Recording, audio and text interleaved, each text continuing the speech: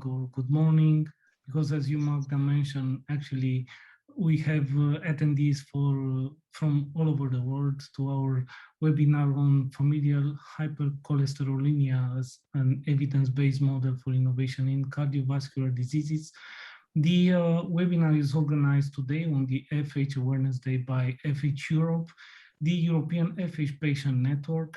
FH Europe is actively working to improve Europe-wide awareness, understanding, and access to prevention, diagnostic, and treatment of many inherited lipid conditions, specifically familial hypercholesterolemia, our topic for today, so that all those impacted receive optimal treatment and support, resulting in longer and healthier lives.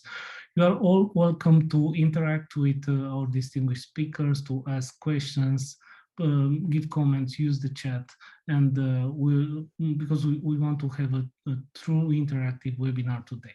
My name is Marius. I'm a medical doctor. I'm a trustee and member of board of FH Europe and co-chair of the Scientific and Public Health Committee of FH Europe and founder of the Center for Innovation in Medicine based in Bucharest. And it is my pleasure to invite our speaker from today to quickly introduce themselves, and I will start with Professor Mafalda Bourbon from Lisbon, from Portugal. Mafalda? Hi, my name is Mafalda Bourbon, and I'm a biomedical scientist at the National Institute of Health in Lisbon, Portugal. I'm also on the Public Health Committee of the FH Europe. And in Portugal, I'm the coordinator of the Portuguese FH study. I'm also on the board of the Ibero-American Network for FH and other projects, international projects on FH. Thank you so much, Mafalda, and thank you for being with us today. And now we are moving to Professor Hans Lehrach from Berlin. Hans?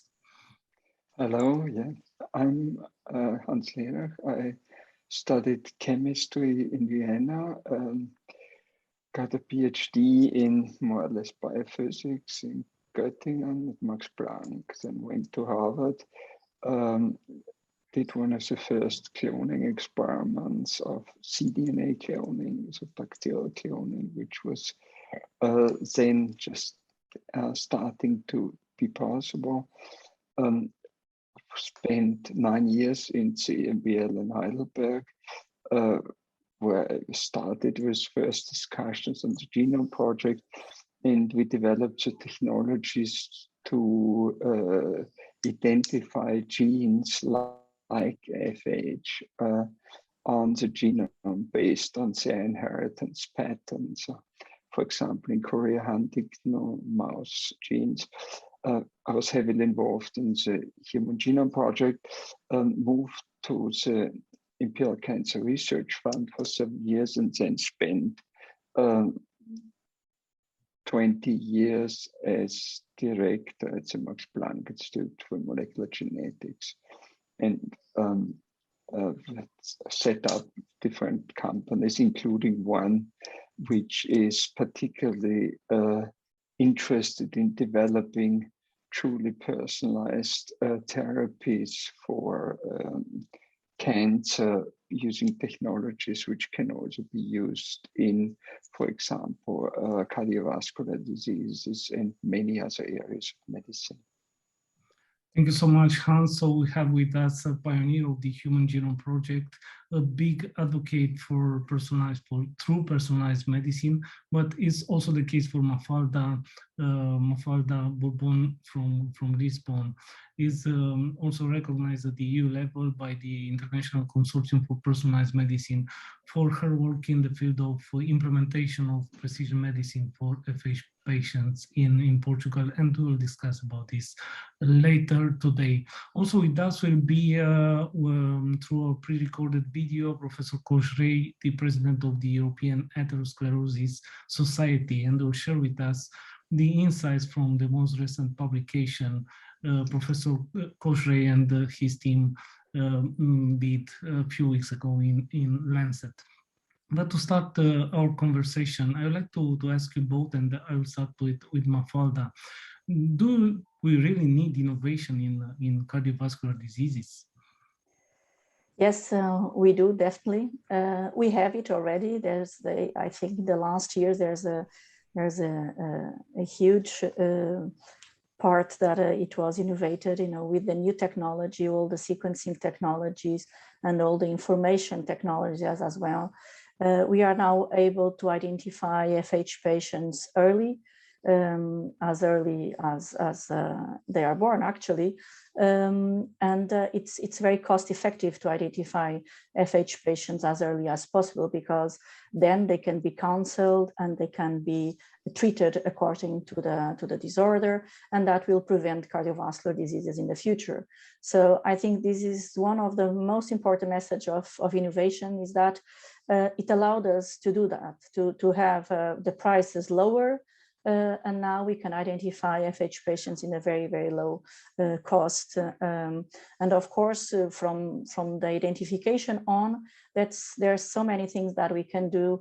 We can stratify the patient's cardiovascular risk according to several molecular biology techniques, and that will improve definitely the life quality and expectancy of these patients. And I'm sure we're going to talk about a bit more during the webinar.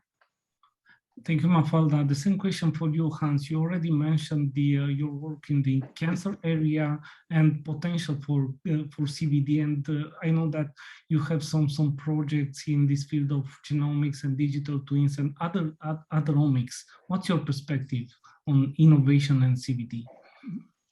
I think we desperately need new techniques in all of medicine. In all other areas, we have switched to using computer models to make mistakes which are unavoidable in any complex situation, quickly, cheaply, and safely on a computer model, on a digital twin of a car, of a plane. This is something we absolutely have to be able to do in medicine, because the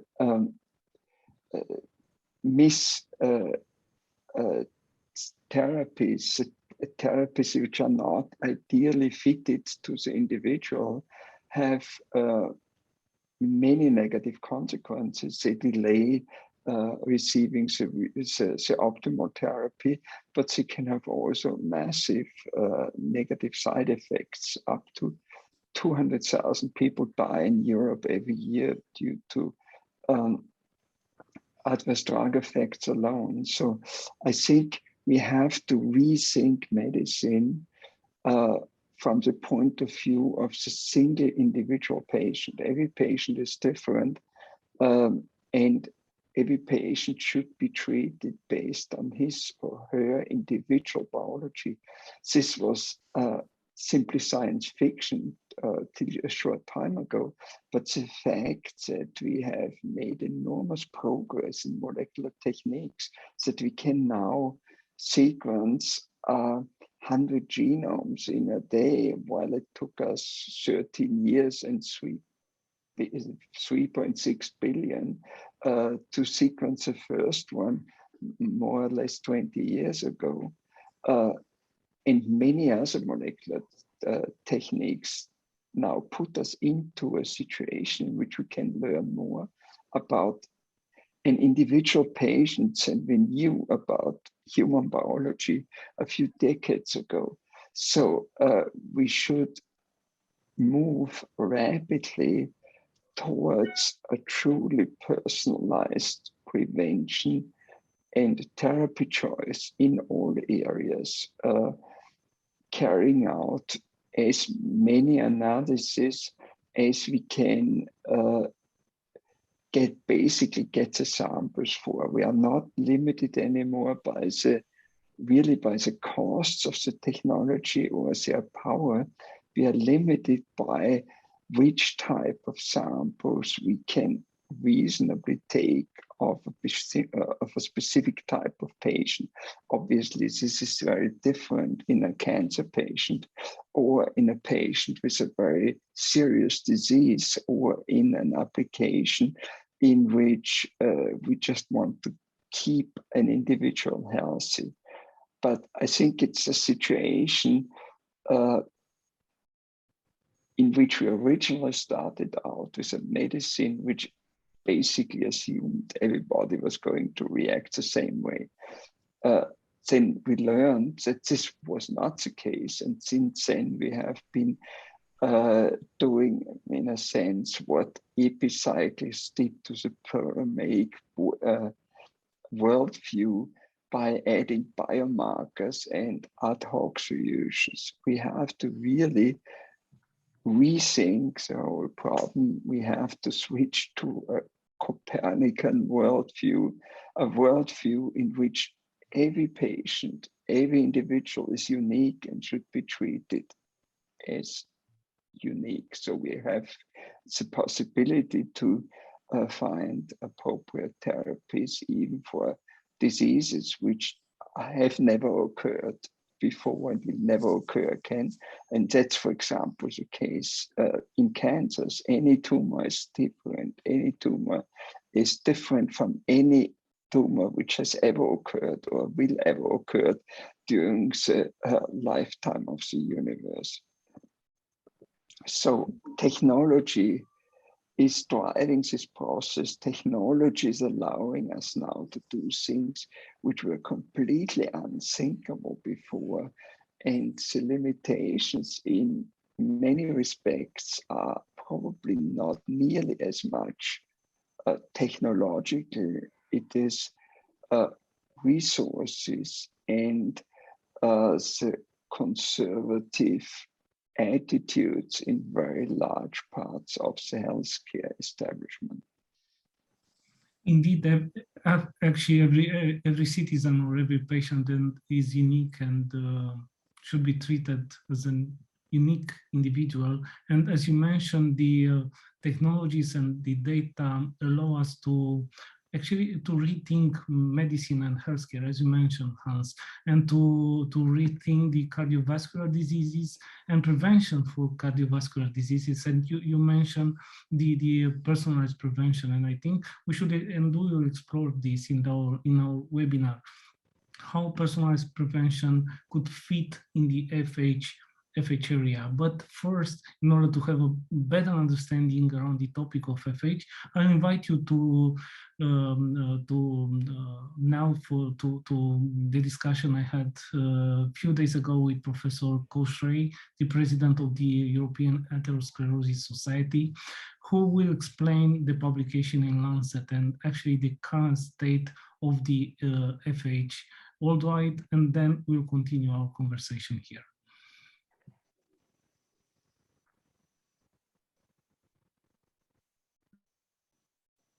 We are very happy to have with us today Professor Kausik Ray. Is the president of the European Atherosclerosis Society. Thank you so much for being with us, Professor. Marius, thank you. It's a great pleasure to support this wonderful initiative from FH Europe, and hello to everybody. Before going into more details on the your most recent publication in Lancet, based on your work for decades, I would like to ask you what, for you as a professional, means the innovation in this area of FH? So I think the one most important thing I would say, I see innovation as a facilitator for large projects. So if you have, we've got a global population of 7 billion.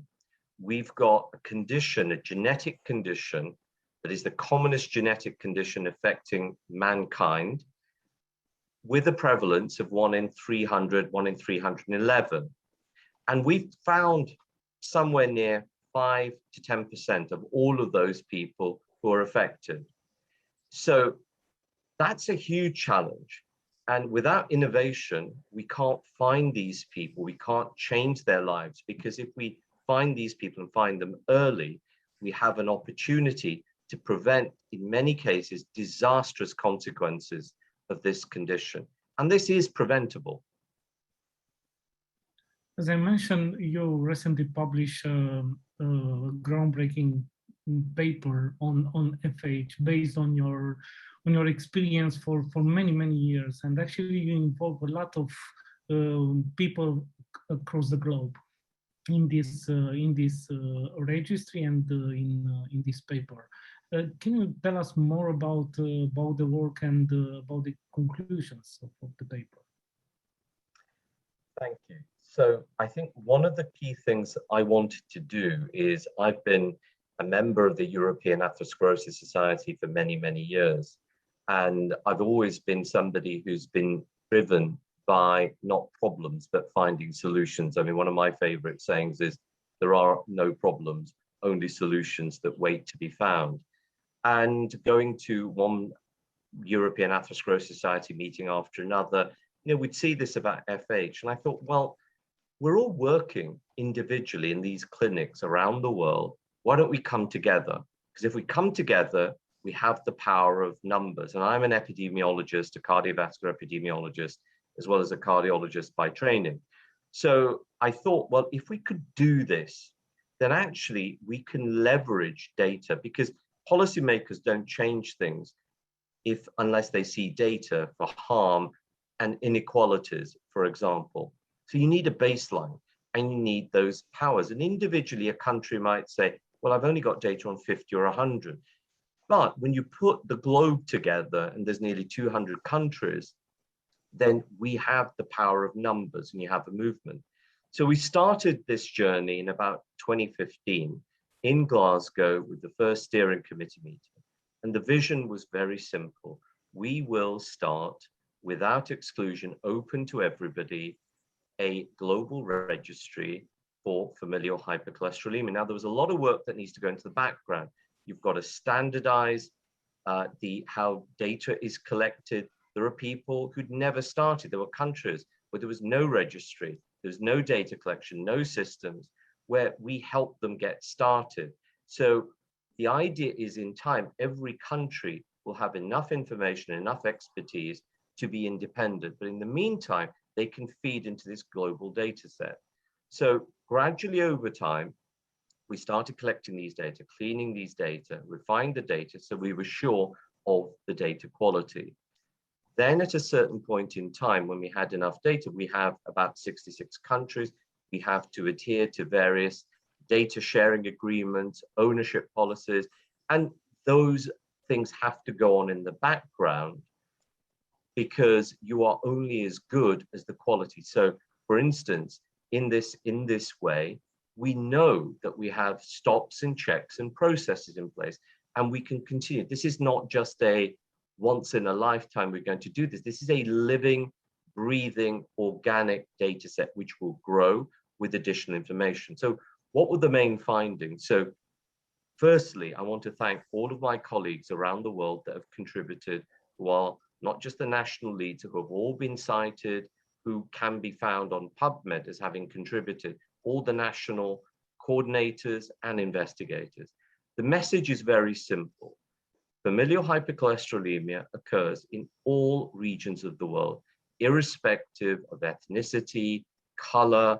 There is a gender equality. As you know, it's an autosomal dominant condition. But here's the first problem. We are diagnosing familial hypercholesterolemia, a condition present from birth, at the age in the mid-40s. Women are diagnosed later than men. Less than 2% of people are diagnosed before the age of 20. And that's the period of time when you can intervene most, because we know that if you find people, start treatment, you can actually normalize the life course.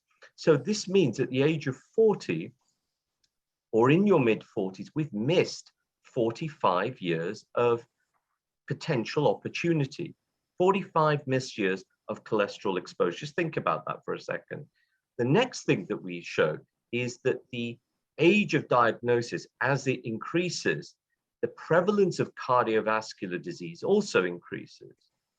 Moreover, the prevalence of risk factors. So it's not just about cholesterol, but it's about people will develop diabetes, they'll develop hypertension, they may smoke. If you diagnose things later, what's your opportunity to change behavior and lifestyle?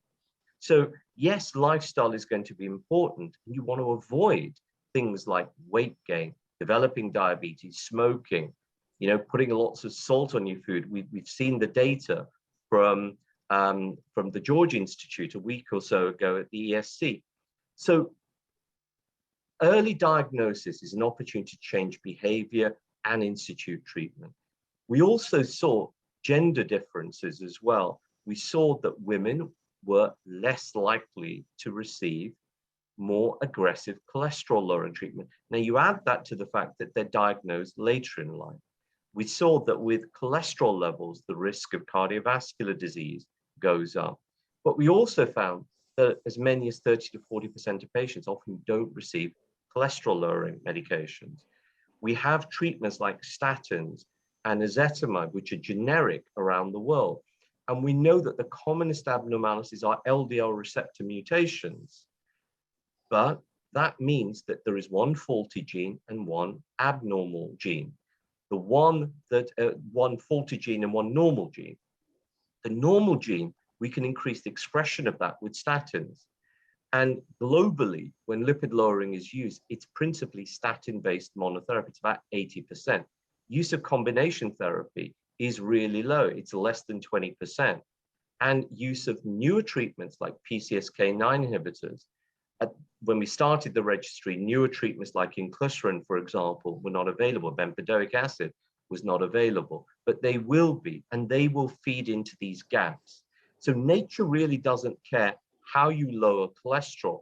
And for the FH patient, they will need combination therapies. They will need 2 or 3 drugs. So less than 3% of all of the people around the world achieve LDL cholesterol levels below 1.8.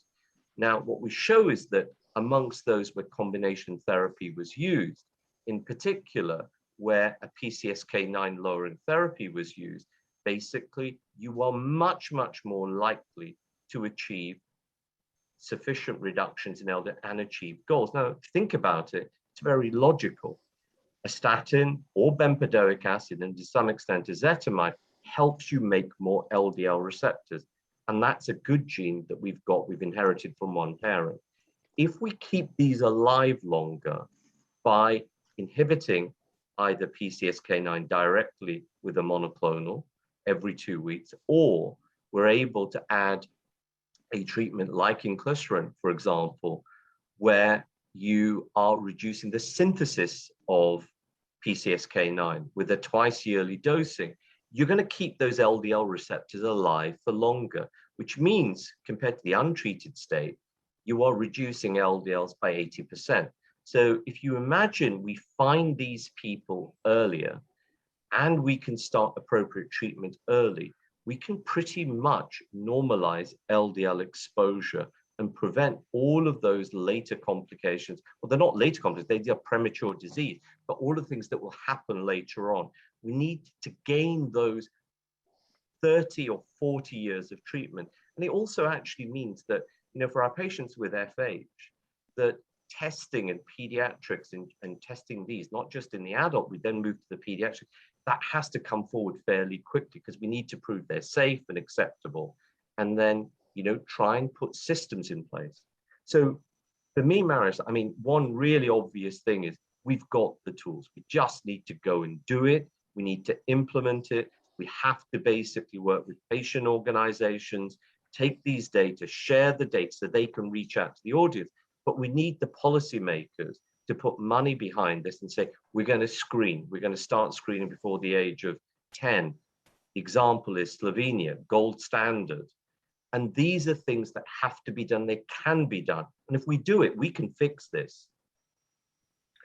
Indeed, engaging with the policymakers is crucial, mainly when we discuss about this type of tremendous innovation, and I will come back to this. But first, you mentioned the technical meeting that will be organized by FH Europe on the October of 11, and you are all invited to register for this. The technical meeting, we raised the point of the need for a harmonized and unified approach when it comes to FH pediatric screening across Europe. Also important in terms of engagement with the politician is the launch in 3 days, actually, on the 22nd of September, of the European Alliance for Cardiovascular Health with FH Europe part of this. So there are developments in this area of policy in regards to cardiovascular diseases and specifically to FH to FH. I mentioned the tremendous innovation, and you show a lot of data, and I like the idea of the power of data. Actually, the power of data indicate that the point for diagnostic should be 20 years, 30 years before the pediatric age, maybe. And this will lead us to the era of genetics and the use of genetics and the genomics for early detection, maybe for screening, anyway, for being able to diagnose early FH. What are your views in this regard?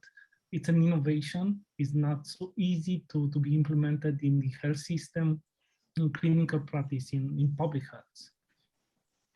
Well, I think that the beauty about this is that, FH is a genetic condition, which means that it's not like me looking at clinical signs and symptoms where there is a sensitivity, specificity issue of all of the things that we're doing. You either have it or you don't. There may be new mutations, there may be lab errors, but if you take all of those out and all things being equal, you can make a diagnosis. It's a yes, no. That tells you what to do with that patient straight away. And it also tells you about, unless their partner is affected because of the genetics, it's an autosomal dominant condition, that unless their partner is affected, we don't have to worry about the children. So there's basically those people in adulthood who've gone through where we have to have a different approach because we're making that diagnosis later, and we can scale this technology up fairly quickly and fairly easily. The costs have come down from even 20 years ago, whether it's a blood sample or actually it's a kit. It's like, we're doing PCRs for COVID, where it's posted and you do the swab and you send it back. That's a great example of why not being able to do that. So we know we have the infrastructure now to be able to deliver genetic and genomic screening, for example. We have to basically look at different models of care, how that will occur, but I think we need to agree what best looks like. What we don't want to do is set the bar low, because if you set a low bar, everybody picks the low bar, and then you get inequalities across countries, across regions, by age, gender, ethnicity, and so forth. So we need to get rid of that, because that's not a good thing. We need to agree on what's good looks like, what ideal looks like, and then people can set about in a benchmark of, I will do this aspect of this in the next year. I will do this. And you want to basically then use that data to say what you've achieved. And then you can model on how many events you've saved. And then we've got the real opportunity, who are the younger people with less subclinical disease, where now small changes being maintained for a long time will avert many of these disastrous consequences later. So it's different ways of doing things. And it's not always about the most expensive treatments and how they work, for example. Yes, we've got injectable therapies that can be given every 2 weeks that are potent, or twice a year. Those are fantastic. But in many regions of the world, they won't be available. But actually, 3 oral drugs can work just as well. If you use bempedoic acid, ezetimibe, and a statin. So we can get all of those things. And the key with all of this, part of it is access to medication, affordable medication. The key is starting early. Because if you start early, every bit is going to give you a much bigger return. It's like bank interest. You start late, you're going to have to put a lot more away. And that is a critical thing for our politicians to understand. And I may add that it's actually the role of the politicians, national and European politicians, actually to support us, to support the community, the patients and professionals, involved in FH actually to build the right models in order to be able to diagnose early in the lifetime the FH. Dear Professor, thank you so much for being with us. If you have, I don't know, a final message for the audience. I do, and I think that what I would say is that if you look at the work that is going on around the world, this is a global disease. We are a global community. We are stronger together, and each of us, each of you has a role to play. Each of you can contribute to this journey. And the reason that I went into medicine was to make a difference. I could do so much with individual patients. I can do a lot more with research. And there are potential gains from our societies working together. The EAS together with FH Europe and other organizations come together because we see the value of partnership, of collaboration. But beyond those, there is also a role for funders and policymakers to play, because now we've been working on very much on a bottom-up approach where we can now make that additional thing is that top-down element, and they can make that happen. And that's what I think we should all be working towards all around the world. Thank you so much, and indeed, you succeed with your aim to make a difference, at least with your work on the global registry, with the publication in Lancet, and the conclusion you share with us today. Thank you so much once again, Professor. My pleasure. Thank you. 45 years of missed opportunities. I think it's one of the key messages of Professor Kausik Ray. And thank you once again for sharing with us. And I'll go to you, Professor Lehrach. You are actually in the middle of all these developments, from omics, digital twins, this type of concepts. But in reality, we experience 45 years of missed opportunities for a disease that is actually from the birth and could be identified early in the course of life. What's your perspective? Your mic.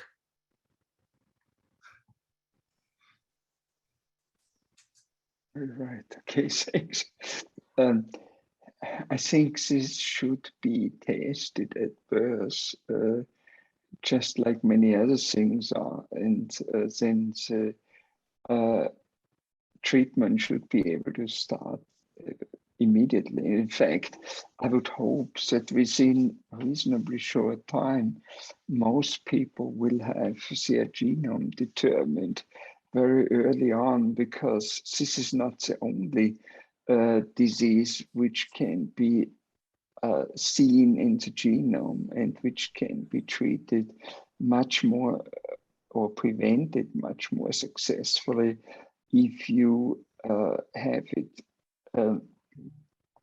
if you know about it.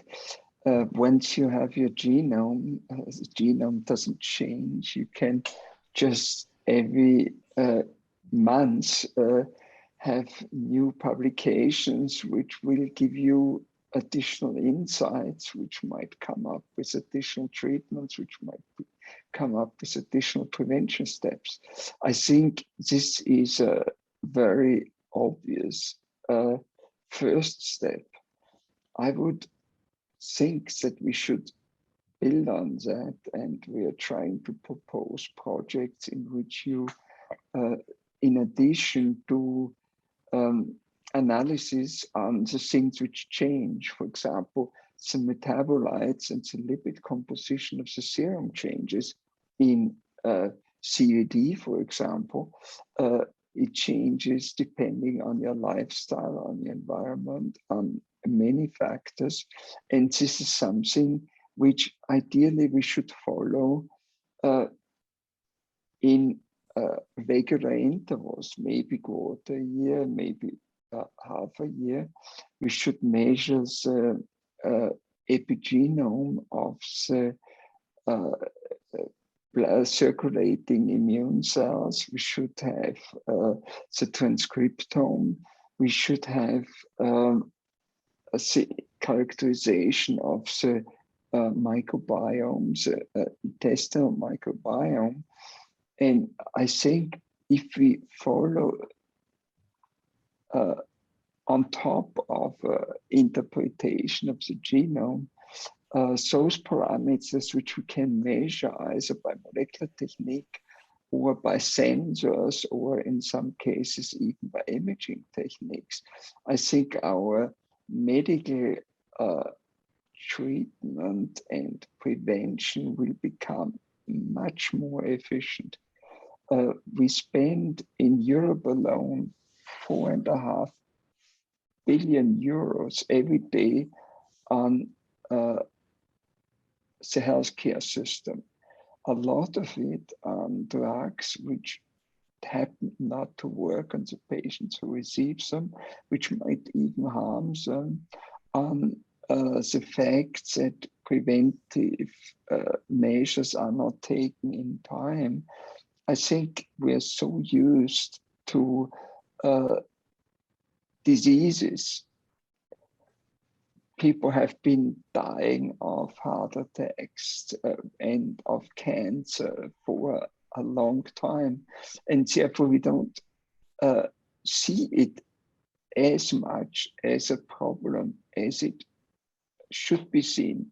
As soon as we have technologies which can avoid some of those deaths, it's inexcusable not to take advantage of them. And in fact, it's also not in the interests of us as taxpayers, because we are all faced with increasing healthcare costs which increase faster than the gross national product. And this in aging societies is obviously also an economic problem which will add to the load we leave future generations anyway, with problems like the global warming. So I think at least we should be able to avoid spending vast amounts unnecessarily on medicine, which could be much more effective. If we have a situation, for example, at the EU level, that funding for these new challenges, I think in the healthcare area was over the entire program was maybe 70 billion, which was the second smallest number for all global challenges. Considering how much money we are spending on the pandemic alone every day, this is just absolutely ridiculous. I think no company would survive if she was on this huge expenditure only prepared to spend such a minute amount on research and technology development and investments to change the situation where we have very good arguments that we can change the situation.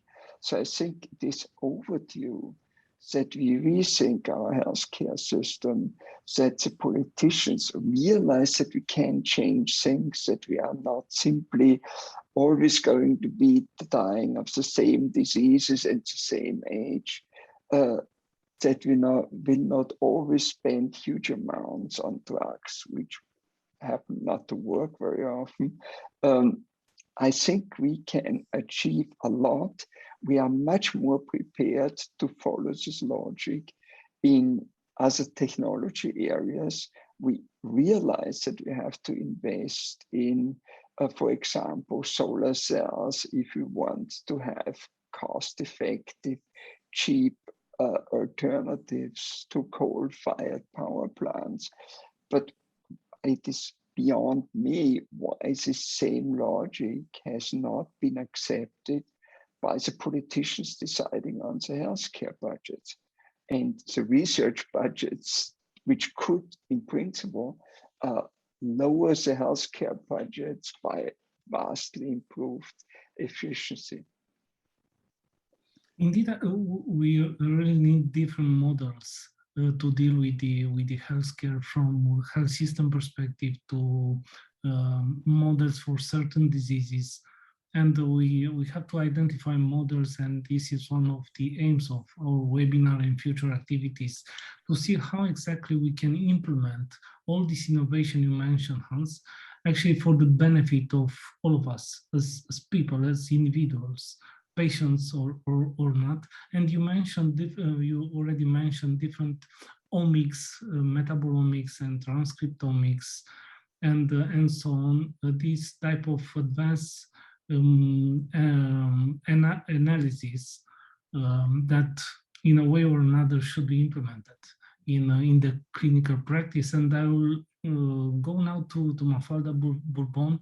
I mentioned at the beginning that you propose a project from phenotype to genotype and to treatment, highlighted by the International Consortium for Personalized Medicine. And I would like to ask you, and maybe to create a bridge with Hans, with the idea to use more omics and more this type of analysis to understand better the cardiovascular diseases, maybe FH.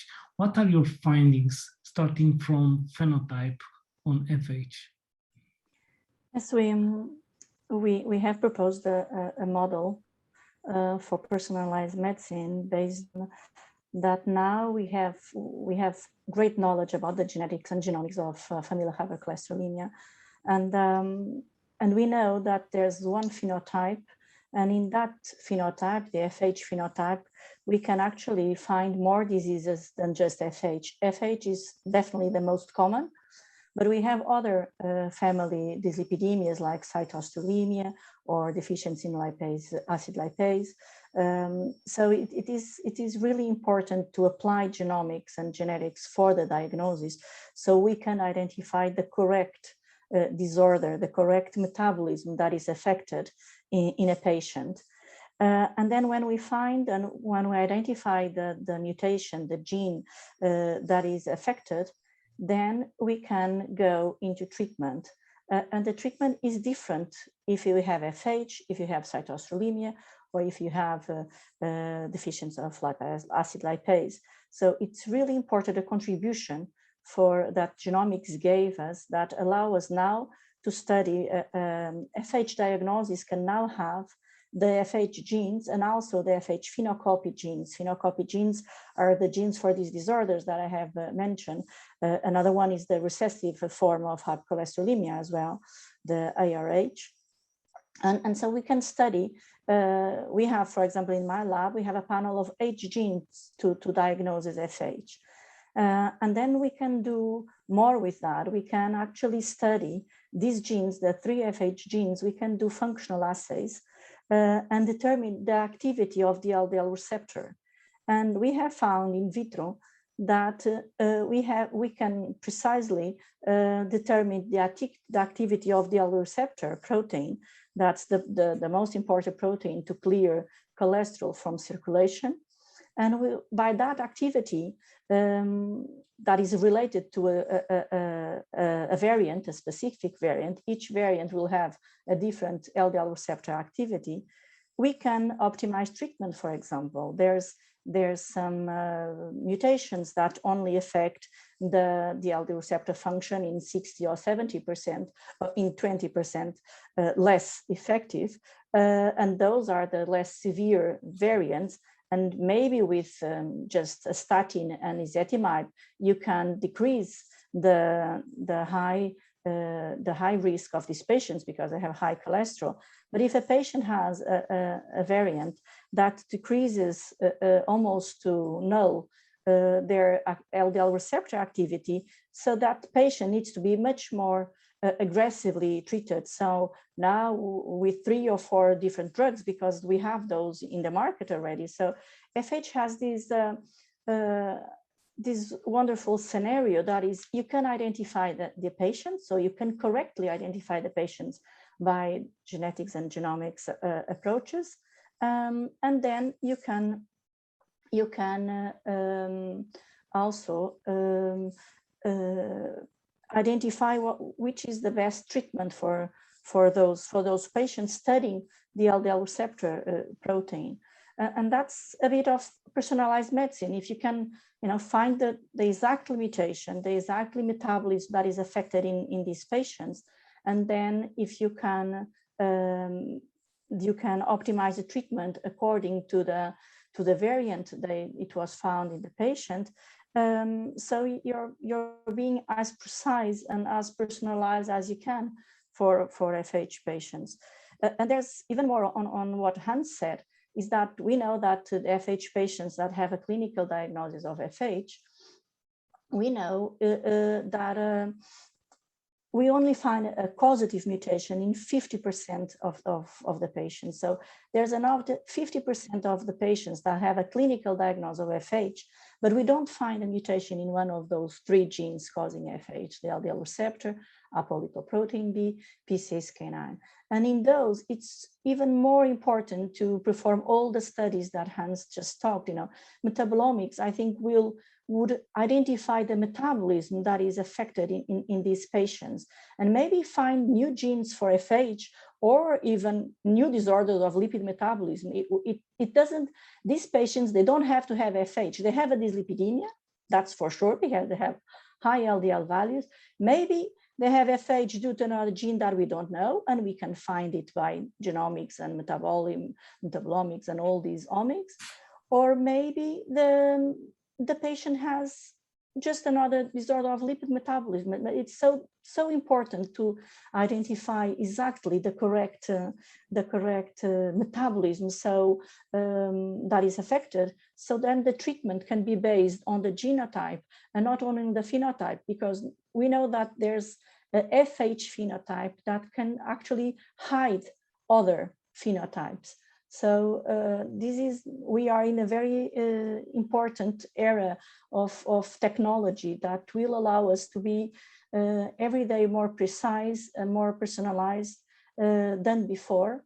And I think it's going to be extraordinary for FH, and will lead us to new discoveries, and for even more important for patients, they are going to be identified even earlier, even more correctly, and they are going to be treated even better than they are now. So I hope that in a few years, we'll have like 0 cardiovascular disorders in FH patients. I think that is possible, that we reach that time, because of everything we know, and identifying early these patients, it is possible to decrease the cardiovascular disorders in these patients.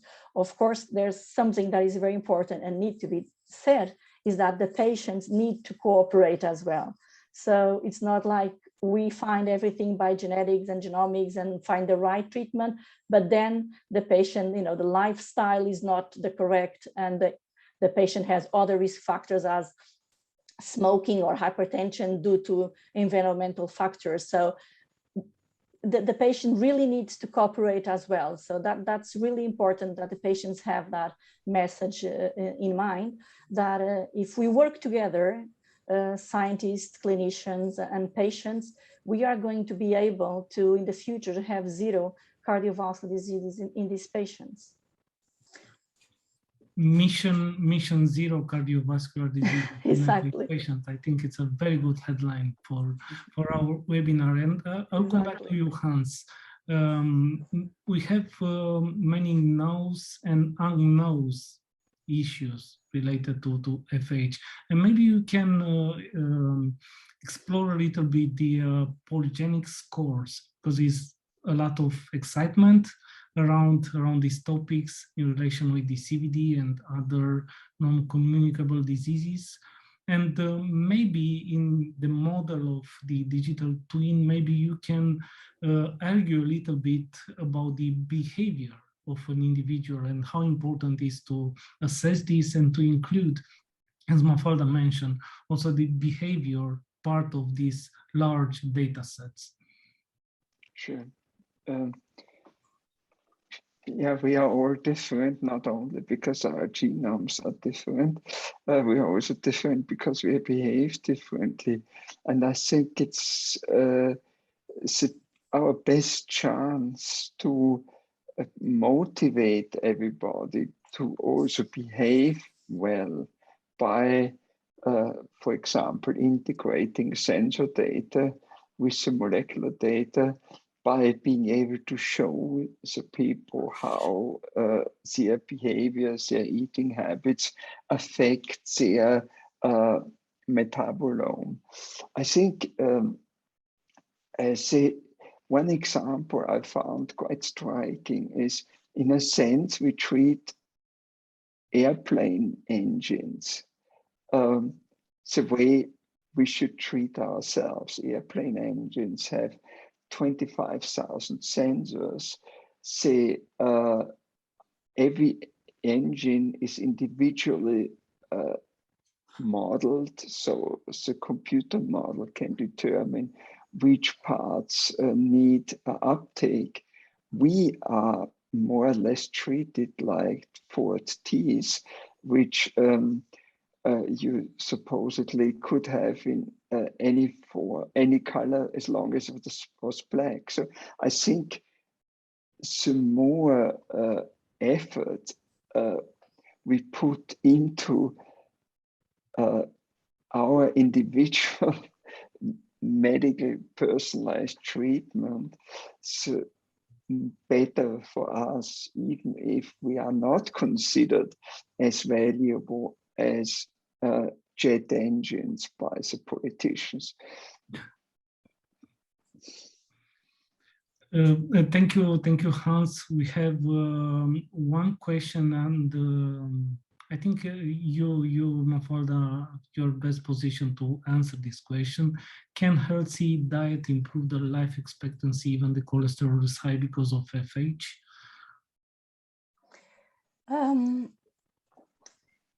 Diet, and it's important. It's important that the patient fulfills a good diet with low cholesterol.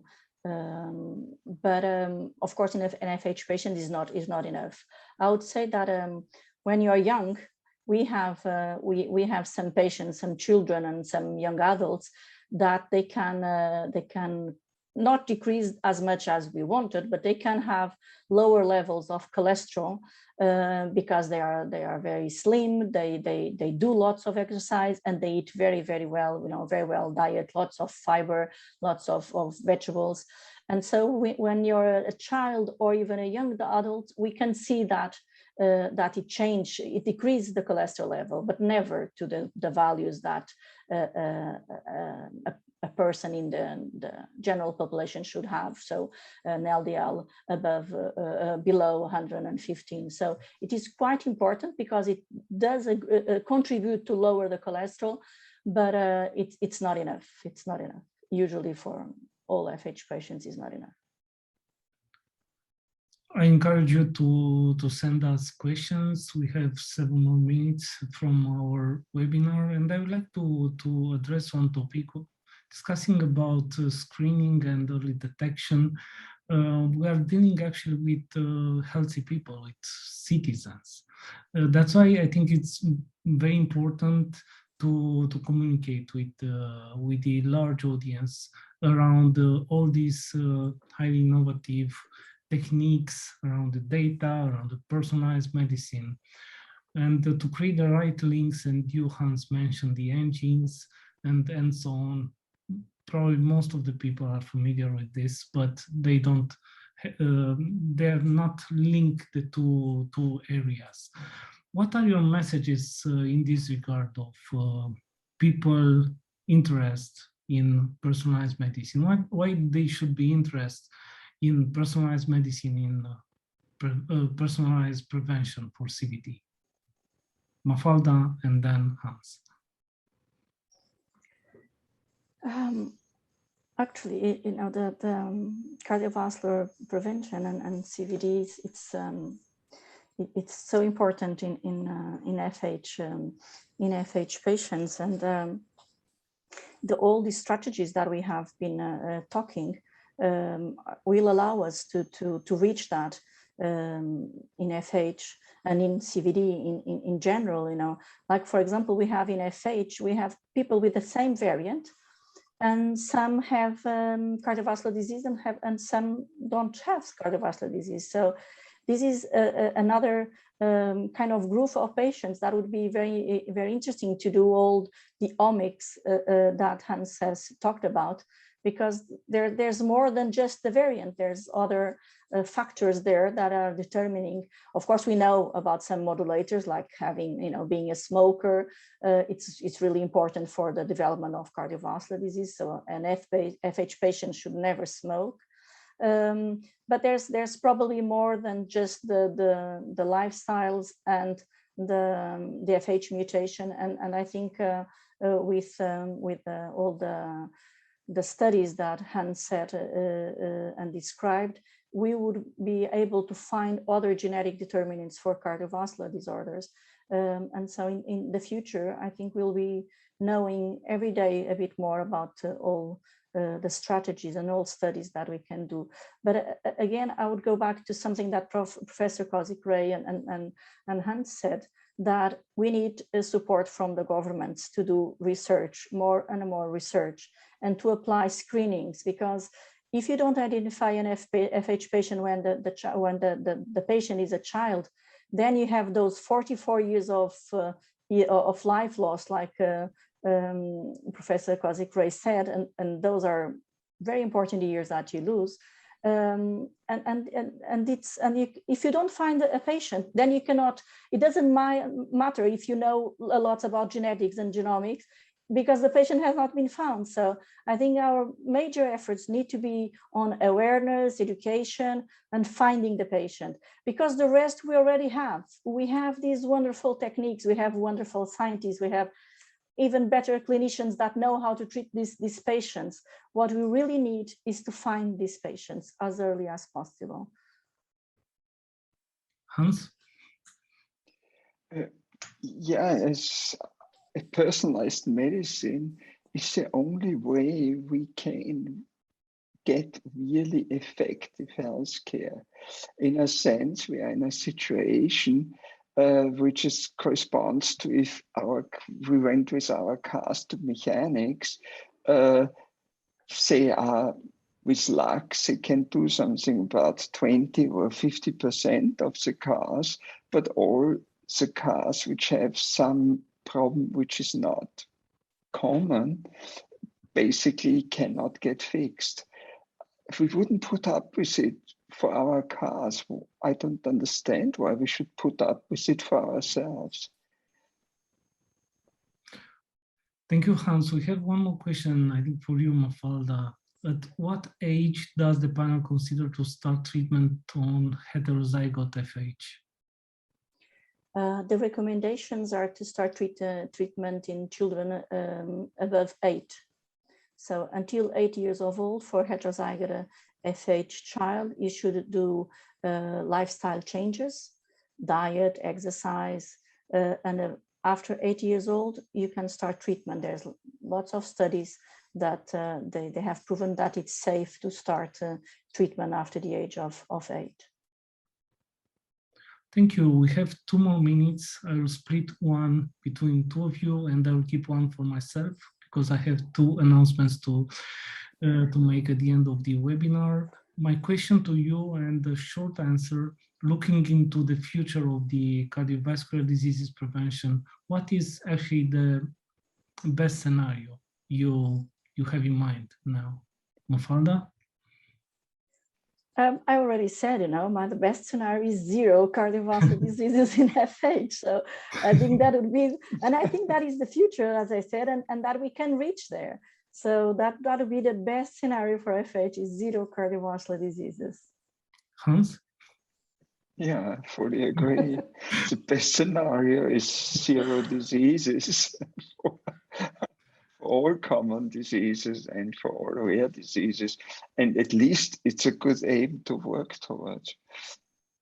Indeed, I think it's the aim we can all agree on, and I'm sure that also Professor Kausik Ray will agree that this could be our aim, our mission in this area of cardiovascular prevention through the use of innovation. And on the FH area, I would like to thank you so much, you, Professor Mafalda Bourbon and Professor Hans Lehrach, for being with us today and to share your insights in this area of innovation and the intersection between these old technologies and innovation and CVD prevention. As I mentioned, I have two, I think, very important announcements to do in the last minute of our webinar. Actually, are two invitations. The first one is for the launch of the European Alliance for Cardiovascular Health on Monday, 27th of September, starting 2:30 p.m. FH Europe is part of the European Alliance for Cardiovascular Health. I will discuss the launch of the Alliance on behalf of FH Europe about the need for innovation in cardiovascular diseases and cardiovascular disease prevention. This is the invitation, and the second invitation is for the already mentioned technical meeting on achieving equity and innovation in newborn screening and in familial hypercholesterolaemia pediatric screening across Europe. The event is organized under the umbrella of the Slovenian presidency of the Council of the EU on the October of 11. And I think my colleagues already shared in the chat the links with the for the registration. Thank you once again to Mafalda and to Hans, and also thanks to Professor Kausik Ray for being with us today. Thank you FH Europe for organizing this event. Thank you Magda for all your effort, and Asha for the technical assistance. And I'm wishing you a very good weekend, and hope to see you on Monday and then on October 11th. Thank you.